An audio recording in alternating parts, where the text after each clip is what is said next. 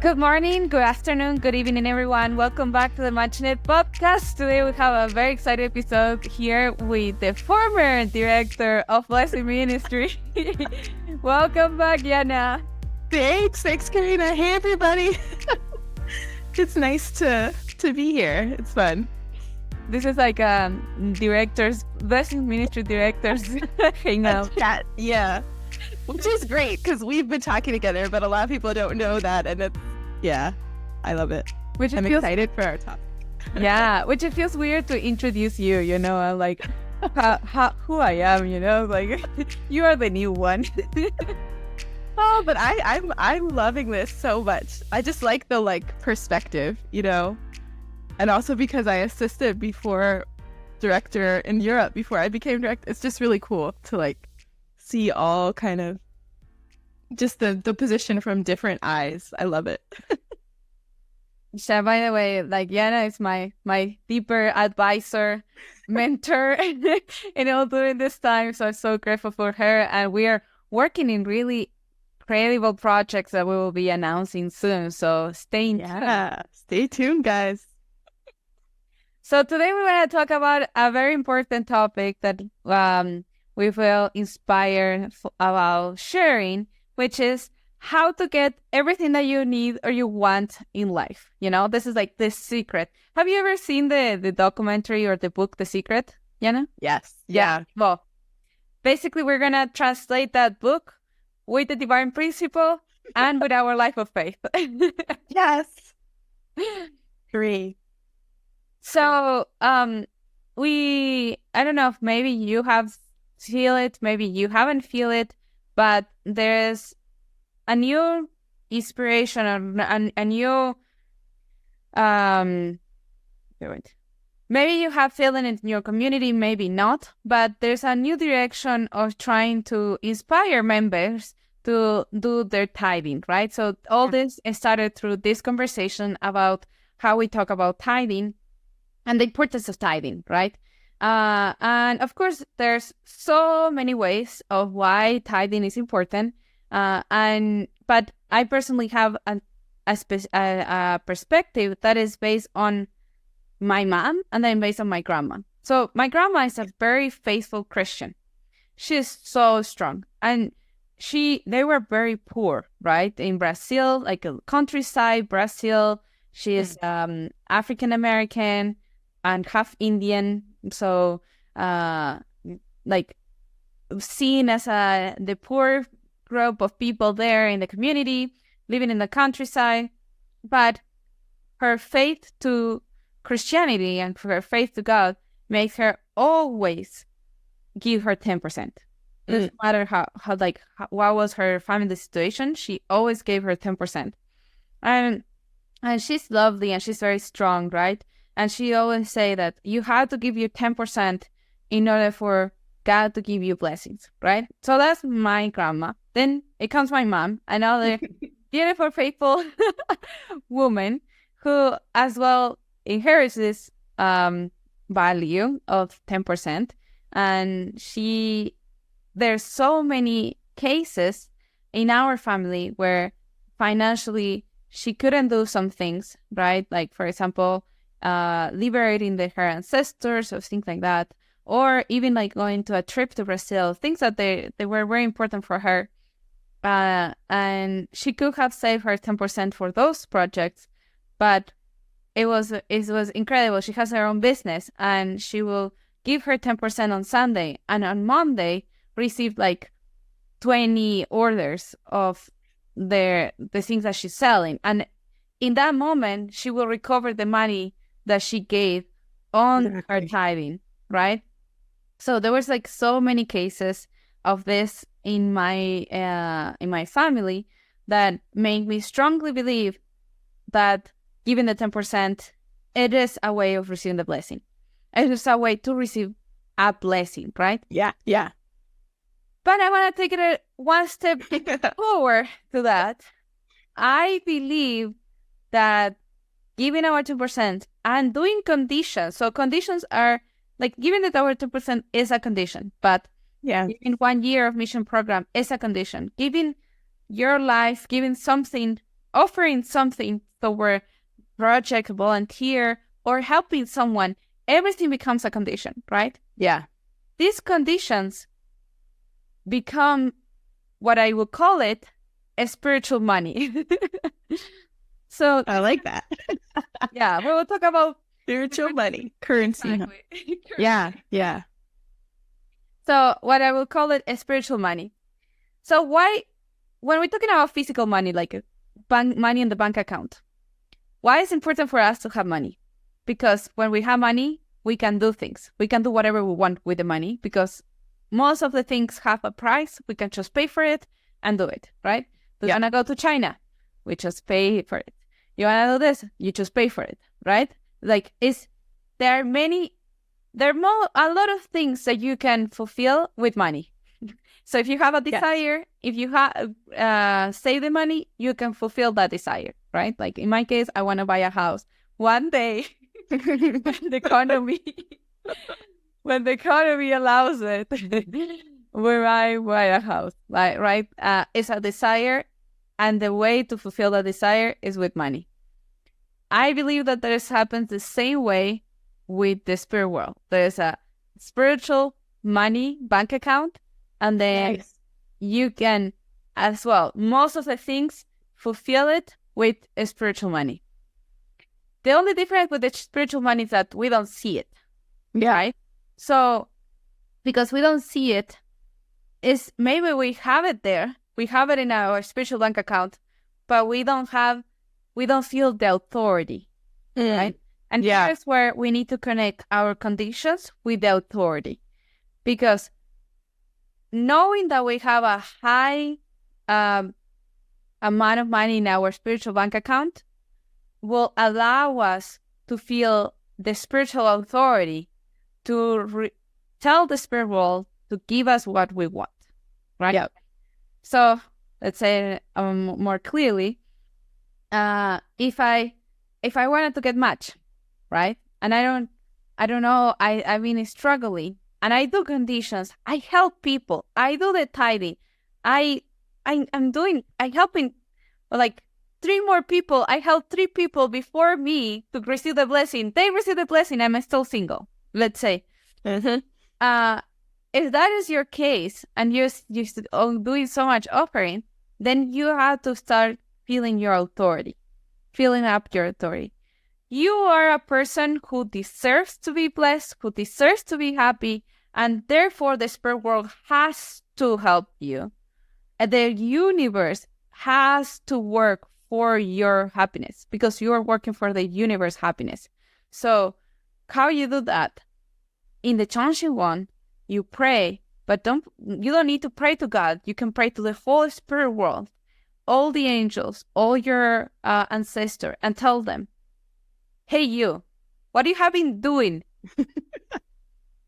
Hey, I'm here. I need your help. And I have the money. I have the spiritual conditions. You have to guide me. And if you don't, what are my next steps? Where is the person? Why I cannot see, right? Yeah. And feel it. But this works if you feel it very strongly in your bones that you deserve the blessing, that's the main problem. We don't feel that we deserve this that we desire. We don't feel like we have the authority. And here's where the spiritual money is so important. Write down all you have done. Write down all your conditions and feel the spiritual authority that you deserve, that you have enough conditions, enough in your bank account in order to receive this. Of course, there is a fact that you are the son and daughter of heavenly parents. Therefore, because of your chosen daughter of heavenly parents, you have already the spiritual condition and the spiritual authority of the owner of the universe, by the way. Yes.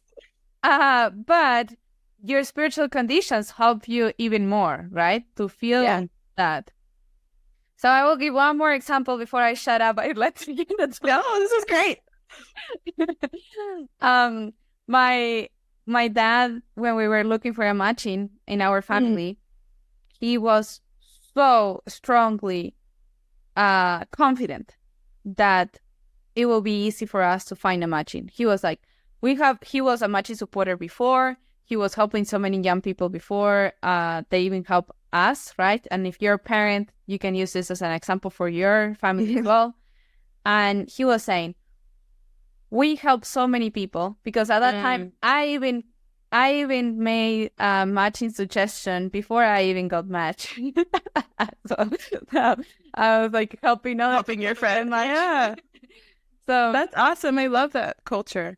Yeah. And my dad was like, we have helped so many people. We have created so many conditions that I know the spirit world will help us. So like he was so confident that this will be easy. And I don't know. I don't want to say my family, they made more conditions than others. That's not my point. But the truth is, from that confidence, that happened. Like me and my brother got matched and blessed in a very easy way, right? In our first matching process. Yeah. So, and we felt so much guided, right? So I truly believe that the confidence, and that's where like the book of The Secret talks about, is how to manifest that you desire on the physical world through really thinking that that's gonna happen, like acting as you're gonna happen. I have done, when I teach Divine Principle, I usually do that. I explain the 4-position foundation in that way, where mind and body unites with this idea that you want to manifest. Then when mind and body unites to that, it manifests to earth. I love that. That's it. Yeah. 4-position foundation. There it is. Divine Principle and Secret. Manifestation. Yeah. The diagrams. Well, that's how God created the universe, right? That he unites his dual characteristics. So we're in focus on this idea that it was an idea. It wasn't something real. Yeah. And it manifested in the universe as a real thing. So true. It's impossible. Okay. Thank you. No. Well, I want to give them some background, because we were talking about this and I was just so excited. I love the terms and the way Carina talked about it with the spiritual authority, because I think, we hear a lot of the terms. It's like, you got to be it already, embody it, right? What you want, to know that it's going to happen. It's inevitable. And I think that takes 100% of your effort, right? Because we spend a lot of time questioning whether, we deserve something, whether we're enough, right? And like to not question that.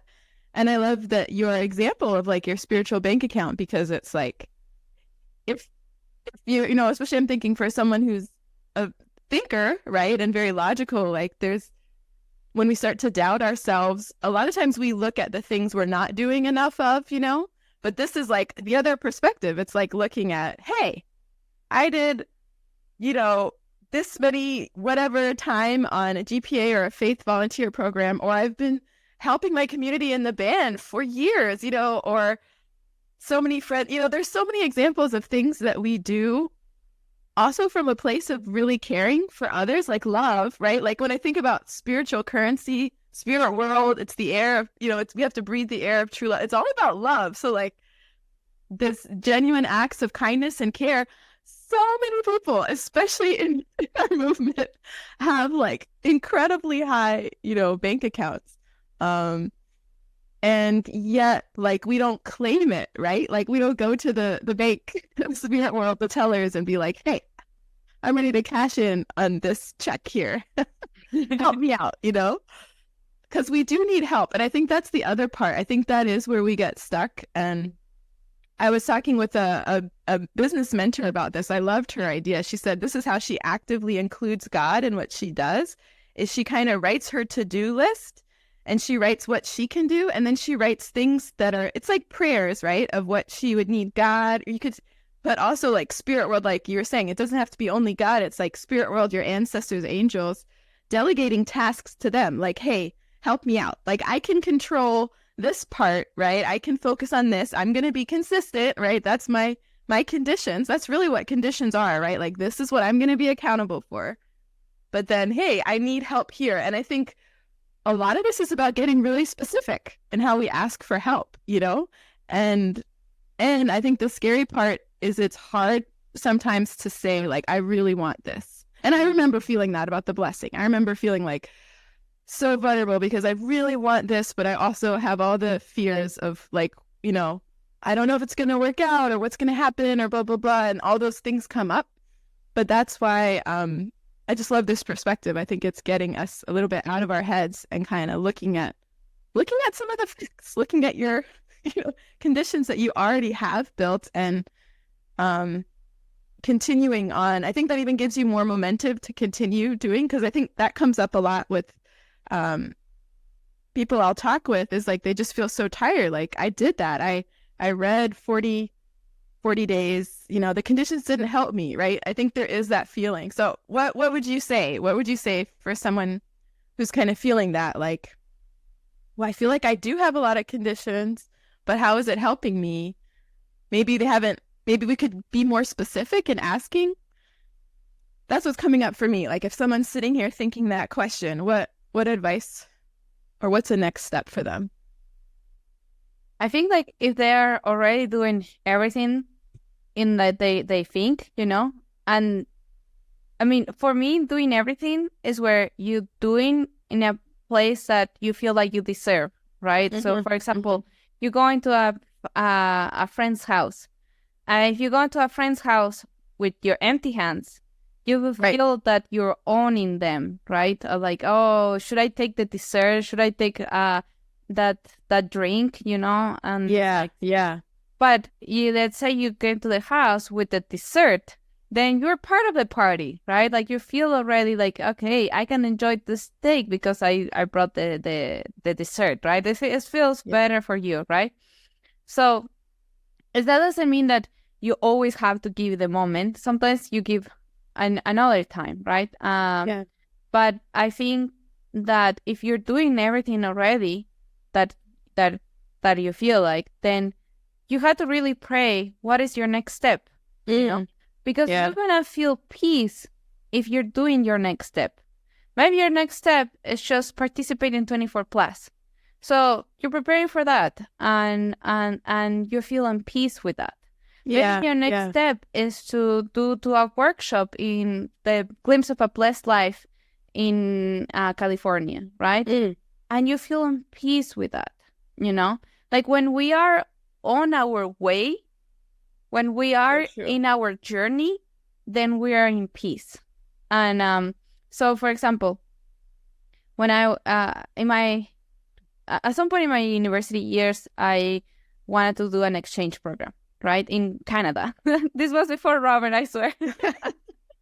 I was in I saw a banner about Canada, and I was like, you know what? I feel tired about US. I was already. You always think that. US, you know. I said, what about Canada? And then I started to think about it, and then the universe started to bring me, oh, look, there's this opportunity for exchange program in Canada.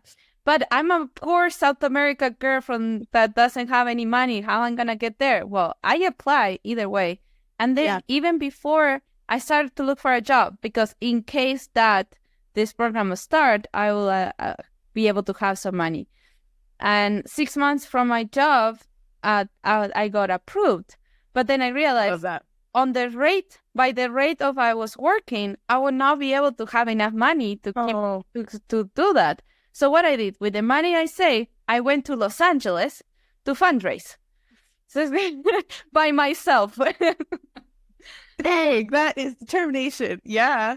So I went to Los Angeles to fundraise, and I was expecting to do $1,000 per day, but that didn't happen.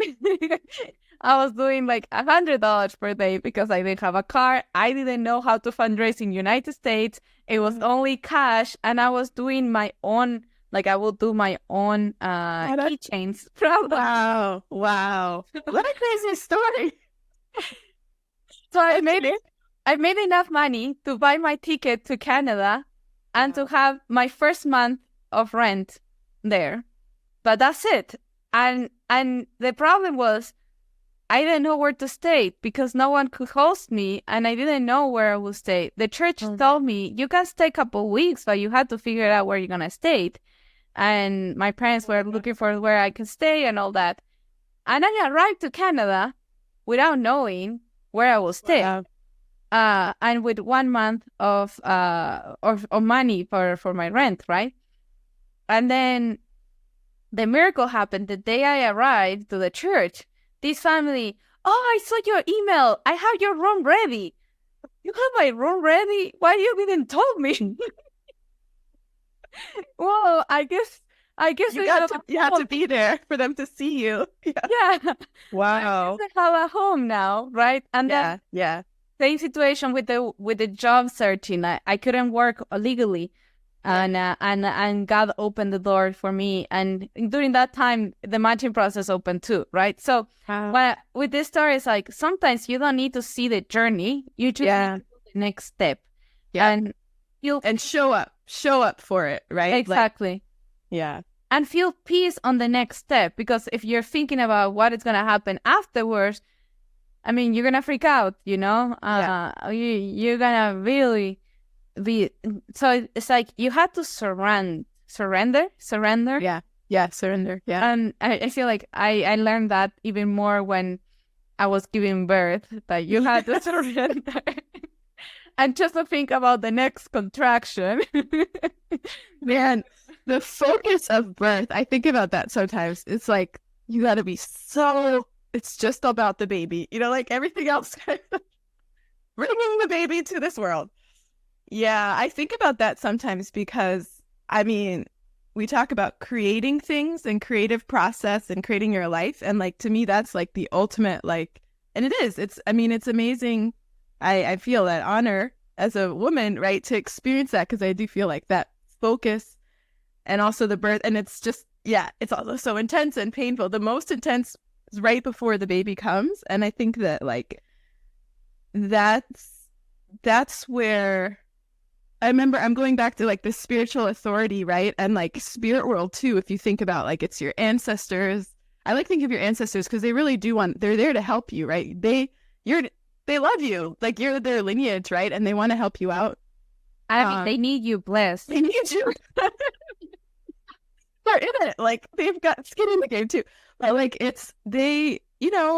we feel often, I mean, that's part of where I think the doubt comes, right? Like we kind of feel insignificant or who am I or little. But if you think about, you've got this lineage behind you, and before, like even showing up, it's not just you, it's your ancestors who need you. It's growing through you, other good spirits, maybe that, absolute good spirits, all those things. And I feel like that just thinking about that is like such a level of support, that I feel we sometimes just get ourselves in a too in our head or too alone, and taking action, talking to someone like what you did. Your story is incredible. You like went to LA. You get like that first step is literally getting us to move and feel more confident, and we see things kind of in that motion, right? As in our journey, because we're like, we want this and we're going toward it, right? Little by little, right?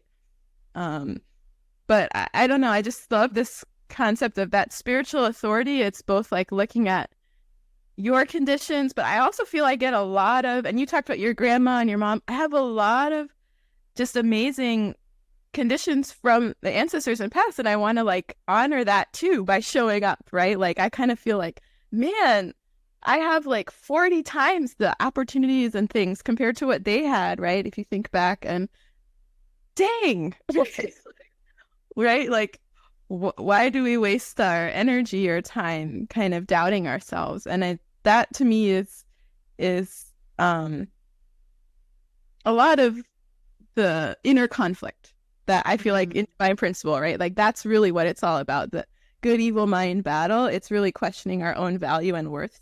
Because it is like, no question, you're a child of God. We're divine beings. We're like, but we question ourselves and hesitate. And that's when we don't act or move forward, we don't see those things, right? And then, and I think we all have maybe past experiences, right? So then we kind of look at those of like, oh, but this didn't happen, right? Or like, I feel like this didn't work in this way. But this whole conversation, I feel, is just like, okay, yeah, those are true. That's there too. But there's also a lot of past things that you did do, and give more focus to that, and also ask specifically, for help with it, right? Like, well, this is what I want now. And even I tried it and it didn't work. Well, I'm trying again and help me out now. Like, right? It's all about that reframe. Yeah. Totally. Totally. I just made me think about in Manhattan Church with Pastor Milham. He is doing a new system, or he's inspiring some members to say that where they want to be matched, right? And he's using that because through parents' story, where true father knew the date of his blessing, even if he didn't have the bride yet, right? So Yeah. he had a set, right? And it just made me think about that, like how sometimes we need to like feel and set the date.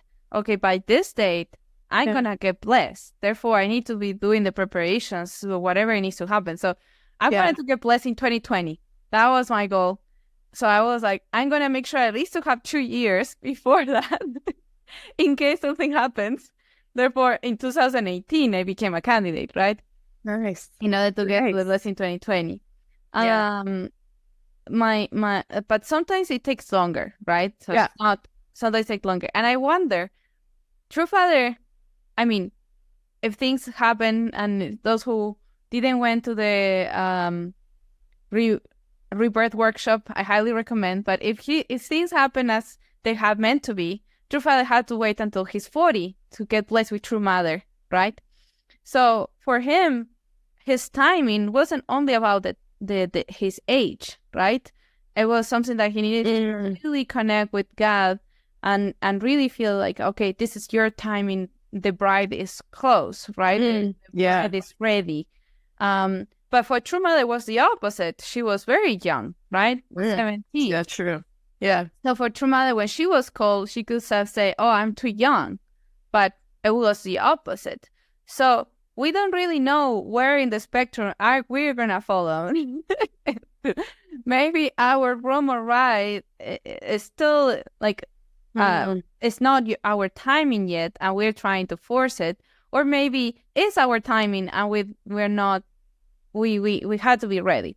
So there's a concept that I always love. One of the key things I learned in my STF time, it was you had to be ready. Like predisposal.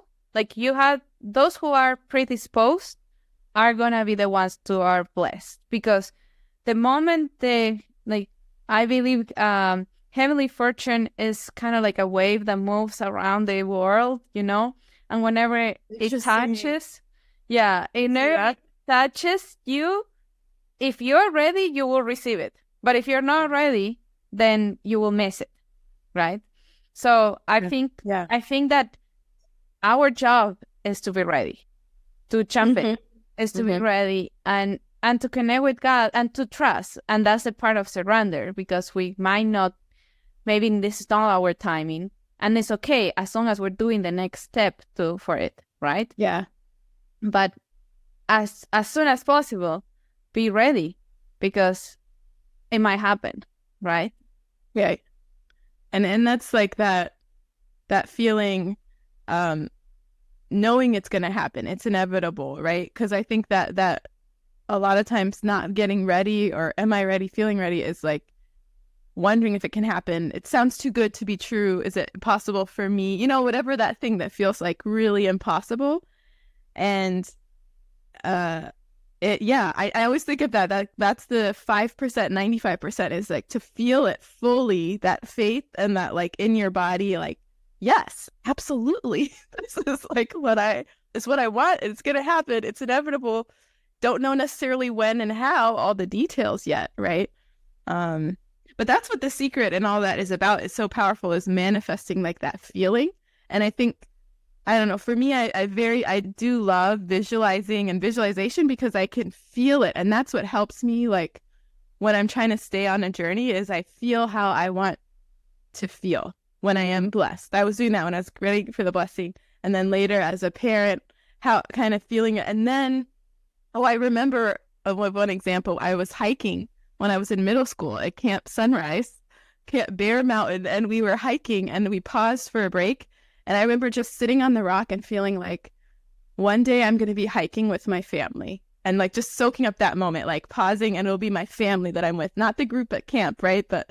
And then I don't know how many years later, but we were hiking up a mountain in Norway and paused a break on a rock, and it was like, and I was like in that same feeling again that I had, wow. like I wanted that, my little middle school self, and it was like, whoa, and just amazing, like that's manifestation, that's it, right? Embodied. But like I recognized it. It gives me chills still now. I recognized it because I already felt that feeling. I put that dream out there. And then it was like, ooh, here I am, right? Yeah. And that was a tough hike too. I'm glad that failed. I was like really tired. But it kind of switched my mood. It was not easy to hike with toddlers. It's not as romantic maybe as I envisioned it, but like I felt so grateful. Oh, like I think that sometimes that's what happens too. Because I was thinking as you were talking about STF, I learned so much about this on STF, and then like what happens after. Oh yeah, sorry, I get so excited. What happens after is like that example with my family where it's like the day-to-day life and things, and sometimes we don't kind of like just look up, right? And like, wow, or like this was the thing I prayed for before, right? A lot of times the life you're living now is often something you prayed for, or who you are and what you've been working on compared to where you were before, even last year, the end of the year, we think of that. So I think that's part of it too, is that gratitude and kind of reflecting back and going through your old journals, and you see how far you have come. Yeah. Every year I write like goals for the year, right? But this year I decide next to the goals, put a wish list. So these are things that I'm wishing for, but I don't have control. So mostly things that mostly for things for other people. And they were like, oh, for this friend to get pregnant. She got pregnant, her baby's here. For visit these people, to meet this person, for this person to have this. And like I'm seeing the list, and 99% of the list happened. Oh my gosh. Year, and I didn't have control of, right? Yes. And I didn't, like, for example, this couple was struggling to get pregnant, and they got pregnant. I don't know. I think, that's amazing. I don't even want to say that because I wrote it. Of course, other things are happening, but the power of sharing your wishes, right? And that's why I think the Chanshin one and we have a wish letter, right? That it makes it happen. Yeah. And yeah, but that's the other thing. When we think that we need a wish in order to be happy 100%, which is, I mean, for sure, once we have our own family, we're going to be happy. But I do remember in 2020, I graduate. I got blessed, I graduate, and then I got a job. And I was like, I got everything that I wanted. I've been working in my last 20 years to get to this point. And now what? Like, yeah. And now what, right? And I started to feel so empty. Yeah. Because it was everything was for that. And then I was like, and my life, it was gonna be like, it will become happier with that. And did it become happy? And yes. But at the same time, I felt like, did I enjoy my single years? Like, but I was like suffering through the single years, like, when I get there, and I have to get there, and I just thinking on the goal and not looking at their surroundings, right? Yeah. And sometimes there are seasons in life that they're more similar to winter, right? They're a little rough, they're cold, they're a little bit more difficult. But then once you get to summer, you forgot how cold it was in winter. So true. Yep. And what are you gonna remember of the winter, right? Maybe you can make the winter going to ski, and make a fun memory of winter. Or maybe you can just make it as a suffering, right? So it's like, depends on how you want to live your winter, or those years that are harder. we were talking about how hard it is when we're young families, right? And we have young kids that we have to take care of, and we have a life, and it's so busy. Yeah. And it's like, it's so busy, and at the same time, it's one of the most wonderful times in your life. So how we're gonna go through that seasons, right? Every season has its beauties and its difficulties, the challenges, right? And here's where I think, of course, we need to manifest what we want, and we need to make the steps in a way that we're still enjoying the present. Yeah. Now. I'm so glad you brought that up, because that's so important. And I think the seasons analogy is a really great way to see it. Yeah, it's both like looking for the thing you are hoping for and working towards, but just really enjoying where you are now. And I don't know, maybe it's as I'm getting older, I just feel like, especially because sometimes, yeah, you can get so focused on where you're going that also you can be really hard on yourself if you feel like you're slower. And I've always felt I'm a slow person. I'm like a turtle. I'm slow and steady because I know where I want to go. That part feels clear to me, but I just take time. But even that is like, that all becomes part of your foundation. And I say that a lot for the single years, is like, especially if you're really intentional in like enjoying them and also discovering about yourself, trying things you like to do, like those are all part of your foundation of things you know later. And even things, learning from mistakes and lessons, right? Like that all becomes part of who you are. And I think that's something I've learned to embrace as an adult much more now. But when you're young, you feel like just this pressure, right? Like I got to make it happen now. But I think having lived a few decades, I see like when this opportunity didn't happen, it led to something else, right? Like one door opens, another door closes. And I'm just so grateful for like all of that journey.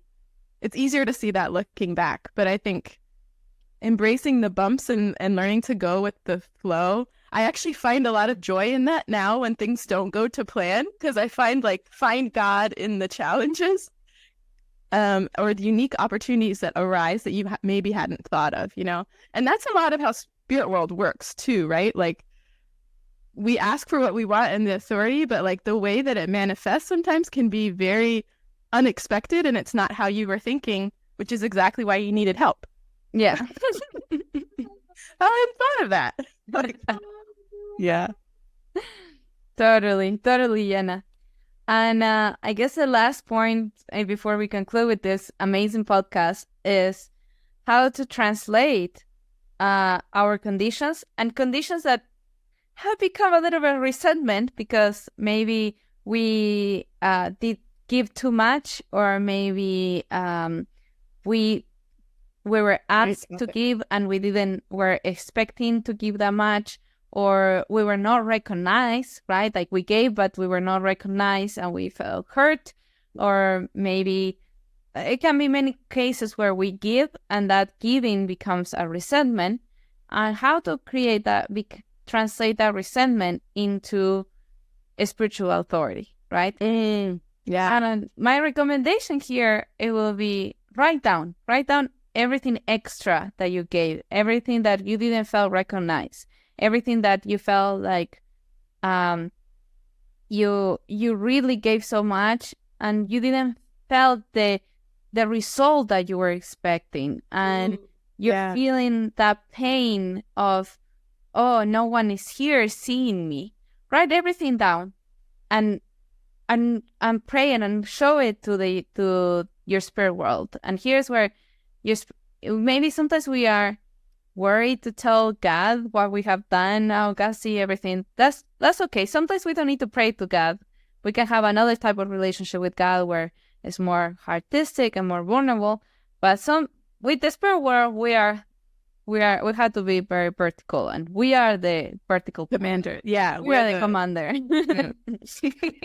Oh yeah, they'll be like, hey, I did this and this, that, and that, and I didn't receive anything in return, or I didn't receive what I was expecting or what I needed. Therefore, this worth even more.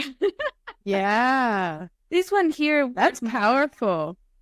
and I need this. And I feel like even through Father, when he was being persecuted, he always said, "Oh, if we're being persecuted, that's good. It means a blessing are coming, right?"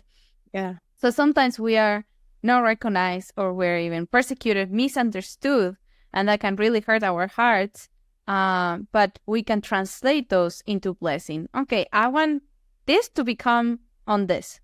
So the job that I've been looking for, this experience, I want this to be translated in finding the new job that I need. And the reason I'm thinking of this job is because it will serve the public as well. I'm not just thinking of myself. Yeah. But I know that I need it in order to keep serving, keep giving, right? So this is, I don't know, do you have any other ideas, tips to add up to how to translate resentment? Yeah. I mean, I think that's beautiful and powerful. Like, it's kind of like, if we're using the spiritual money idea, it's like the IOUs. And I feel like, it's a very healing thing, because I think a lot of where the resentment comes from is, like you mentioned, feeling unappreciated, unheard, or not having a voice, like maybe trying to bring something up over and over again and it wasn't heard. And then maybe something as a result didn't happen, right? And like, we're carrying all of those things, but in that, it's kind of separating that and just seeing also, you did your best, what you did, and hey, I didn't receive something there, so I'm going to claim this right now, right? Like, I just love that. And I think it's a much more empowering way, because ultimately, especially for me, in a lot of like getting out of resentment, it was like on the other side of that, and it is work, it's healing, there's pain, there's this like new level of creativity, because it's like, when you don't have blame, like I feel like blame, especially when you're able to move past the blame and kind of take full responsibility, like that's literally tapping into that creative energy. And that's like the most powerful energy in the world. It's like where God created from, God's creative heart. And so I love that idea of writing it down, kind of going to Chuncheon and claiming it with spirit world, thanking God for being there with you, all that. Like God's there, your biggest fan, cheering you on. I just love to say that, but it's really, really true. Yeah. Totally. And as well, use the opportunity to think about when to say no, right? Because not because of a spiritual authority, we have to say yes to everything. Here we're talking about your attitude, your heart behind what you do, not what you're doing, right? So you could be doing so many things, and maybe not having the right heart, or maybe that's where you have to like reaccommodate your heart a little bit. But that's where like maybe you're doing very few things, but you're doing it with the best heart, with the most sincere heart, and then therefore blessings will come to you, right? So it's not only about what we do, but how we do it, right? And the same with the resentment is just to learn, like, okay, how can I give this without creating resentment, without feeling, because we learn from the past, right? And maybe it's a different way. Oh, maybe if I'm gonna be giving, hosting this Saturday youth event, then in order for me to not feel resentment is to do it in this way, having a dance party. Therefore, if I'm gonna be hosting this, we're gonna have a dance party. Otherwise, I won't hosting the youth thing, right? And just say what you need, right? Yep. Turn it into that opportunity. I think a lot of that, this whole getting what you want and getting specific about what you need, what you'd like to see. And that makes it more joyful, like the whole experience of it, right? Like, not just to be able to say I did it or I did these things, but I enjoyed it. Right? Yeah. I learned from it. It's part of who I am. It's part of my story. Yeah. Yeah. I mean, a whole new episode of podcast. We're gonna mean to talk about it, unconditional love, and how sometimes we do things to deceive things. But today we can just finish it here.